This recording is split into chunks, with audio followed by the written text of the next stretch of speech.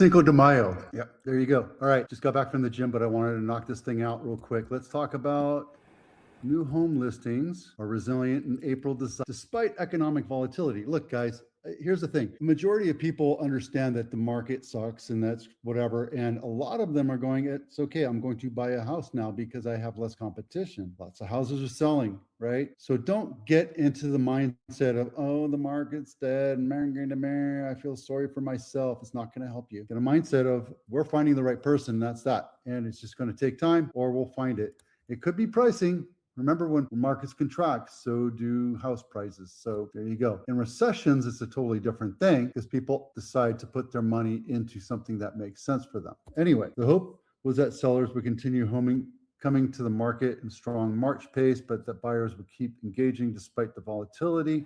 But by those measures, April delivered. Yet, noting 4% annual growth. Yeah, so we have plenty more inventory. Houses are being consumed. It's not a bad thing, right? So just keep that in mind.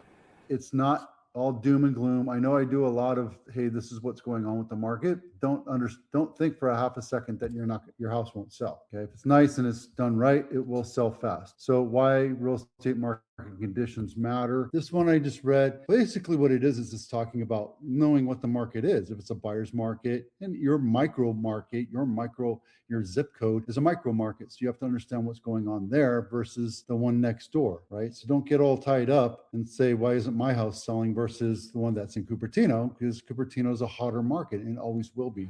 Yep. So it defines the seller's market and buyer's market. We always talk about the 6 months thing, right? Yesterday, I talked about visitor's map, or the heat map of understanding how your home is marketed. And we use this particular listing, right? So we have 178 views or impressions, and we had 500 clicks, and top of the search results is almost 14,000. Right? We've had a couple leads come through, people share it, that kind of thing, the floor plan view, map apart view. And look, here it is. And here's the consumption over time. And the property search page has popped up, and then outside other things too.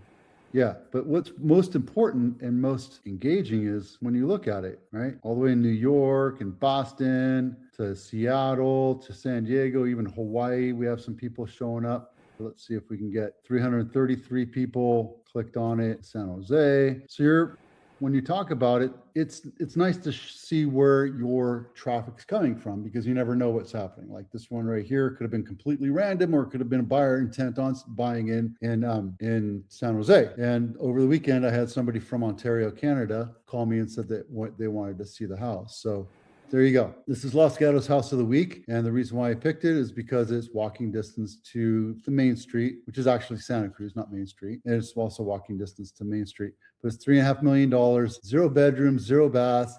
I wonder why it's not selling. Maybe it's because it's condemned or something. Who knows? It's a historic house, it looks like.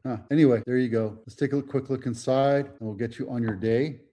$3.5 million for not even a quarter acre of land right there. There's your value, but I think the value is really like 1.5 to 2. All right, let's see. Oh, this is highest and lowest. This is the highest sold price in Santa Clara County, Sunset Drive in Saratoga, not my listing, $9 million, took 10 days to sell. And it's 4 bedroom, 3 bath, 3,300 square feet in Saratoga. This one is Peter Pan Ave. I want to say it was 1958, but yeah, let's take a look at that bad boy. 800 square feet, 3 bedroom, 1 bath, sold for 775 days, off market, looks like. And then Castro Drive in Campbell. This is the highest list price to sales price, started at 2.2, sold for $3 million, took 7 days to sell. Nice, good for you. And then Corbado Lane, which is the lowest list price to sales price ratio, which is, I want to say 80%. Started off at 5, sold for 4. That kind of that maths out. Took 21 days to sell. There you go. And there you go. So